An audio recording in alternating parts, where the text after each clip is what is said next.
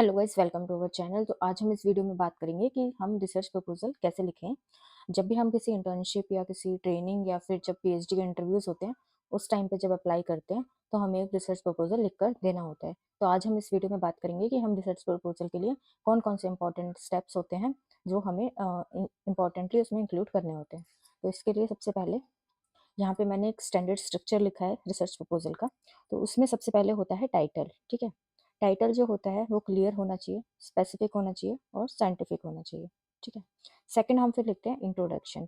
Introduction में पहले हम लिखते हैं कि वो टॉपिक टॉपिक के बारे में एक्सप्लेन करते हैं, उसका बैकग्राउंड लिखते हैं कि उसमें ऑलरेडी क्या नोन है, क्या इंपॉर्टेंट है। ठीक है, उसके बाद हम लिखते हैं प्रॉब्लम स्टेटमेंट या फिर हम उसे बोलते हैं रिसर्च गैप।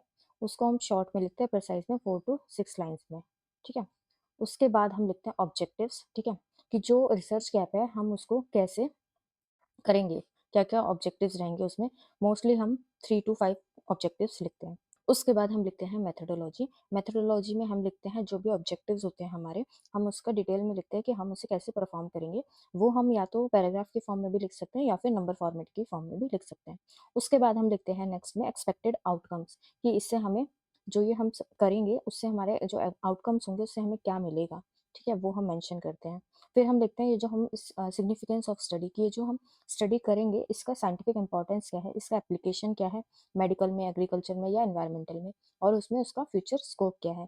फिर लास्ट में हम जो भी इंट्रोडक्शन में लिखते हैं या फिर मेथोडोलॉजी में जहाँ से भी हम मेथोडोलॉजी उठाते हैं, तो उसमें हम रेफरेंस देना होता है। उसके लिए हम पबमेड के पेपर्स, गूगल स्कॉलर का प्रॉपर साइटेशन फॉर्मेट रखते हैं। ठीक है, डिफरेंट टाइप के साइटेशन फॉर्मेट होते हैं, हम कोई सा भी उसमें यूज़ कर सकते हैं। ठीक है, और डिपेंडिंग कि आपको कितना बड़ा रिसर्च प्रपोजल लिखना है, अगर हमें छोटा सा प्रपोजल लिखना है तो उसमें 5 to 10 रिसेंट रेफरेंसेज भी इनफ होते हैं। ठीक है, अगर डिटेल में लिखनी है सारी चीज़ें तो उसके हिसाब से रेफरेंसेज भी इंक्रीज होते जाते हैं। अब यहाँ पे हम कुछ टिप्स के बारे में बात करेंगे। जब भी हमें कोई रिसर्च प्रपोजल लिखना होता है तो उसके लिए हमें जो रिसेंट के रिसर्च पेपर्स होते हैं उनको रीड करना बहुत ज़रूरी है। इसके अलावा जिस भी प्रोफेसर के अंडर हम रिसर्च एरिया के लिए ये प्रपोजल लिख रहे हैं, ठीक है, उनका जो रिसर्च एरिया है उससे जो हमारा प्रपोजल है वो रिलेट करना चाहिए। और जो थर्ड पॉइंट है, वो जो हमारी लैंग्वेज होती है लिखने की, वो सिंपल होनी चाहिए बट साइंटिफिक होनी चाहिए। और लिखते टाइम पे हमें कॉपी नहीं करना है इंटरनेट से, क्योंकि प्लेगरिज्म चेक होता है। ठीक है, अगर आप कहीं से कॉपी कर रहे हैं तो वो वैसे ही अल्टीमेटली कैंसिल हो जाएगा। उसके बाद उसमें हमें लगना चाहिए जो हमने लिखा है उसमें कुछ टेक्निकल नॉलेज भी शो होनी चाहिए। अब मैं बात करती हूँ एक एग्जांपल के लिए। यहाँ पे ये एक मेरा रिसर्च प्रपोजल है। ये मैंने 2020 में लिखा था। ठीक है, तो ये इसमें अब मैंने उस टाइम के अकॉर्डिंग जो जो चीज़ें मेरे को इंपॉर्टेंट लगी थी मैंने उसके अकॉर्डिंग ये लिखा था। मैंने लिखा था, ये मेरा टॉपिक है circulating mRNAs as a potential diagnostic marker for early detection of breast cancer. इसमें पहले जो भी बैकग्राउंड था मैंने बैकग्राउंड लिखा है इसमें। ठीक है, फिर बैकग्राउंड लिखने के बाद कि इन जो ब्रेस्ट कैंसर है उससे कितनी डेथ्स होती हैं, उसकी क्या इंपॉर्टेंस है कि हमें वो अर्ली स्टेज में पता चल जाए। फिर मैंने इसमें मेंशन किया है माइक्रो आरएनए क्या होता है। ठीक है, माइक्रो आरएनए क्यों डिटेक्ट करना है हमें, माइक्रो आरएनए डिटेक्ट करने से क्या होगा। ठीक है, वो लिखा है इसमें मैंने। उसके बाद फिर मैं आ गई इंट्रोडक्शन में कि सर्कुलेटरी mRNAs क्या होते हैं, उसके बारे में मैंने लिखा है। और ये जो सर्कुलेटरी mRNA हो रहा है वो कैसे एज ए डायग्नोस्टिक बायोमार्कर हम यूज़ कर सकते हैं। उसके बाद इनके जो हम इनको क्यों इनको हम डिटेक्ट करना सही रहता है अर्ली स्टेज में। ठीक है, ये क्योंकि इनका एबनॉर्मल लेवल हो जाता है। ठीक है, इसलिए हम इनको डिटेक्ट कर सकते हैं। फिर मैंने मेंशन किया है कि क्या क्या प्रॉब्लम्स आई हैं कि जो अभी तक ये सक्सेसफुल नहीं है, फिर हम उसको कैसे इम्प्रूव कर सकते हैं, यहाँ पे मैंने मेंशन किया। तो बेसिकली जो रेड वाला पोर्शन है ये है हमारा रिसर्च गैप। उसके बाद हम कैसे इसको इम्प्रूव कर सकते हैं वो पार्ट मैंने लिखा है। फिर यहाँ पे मैंने ये 5 पॉइंट्स में मैंने ऑब्जेक्टिव्स लिखे हैं। ठीक है, और फिर मैंने लिखा है यहाँ पे एक्सपेक्टेड आउटकम्स। बट जो अभी मैंने स्टैंडर्ड प्रोटोकॉल बताया है उसके हिसाब से इसमें कुछ कुछ चीज़ें मिसिंग है। बट कुछ कुछ चीज़ें मिसिंग है और कुछ उसको मैंने लिखा है बट उसको स्पेसिफाई नहीं किया एज ए प्रॉपर टॉपिक के साथ। ठीक है, बट इसमें रेफरेंसेस भी मैंने नहीं यूज़ किए हैं।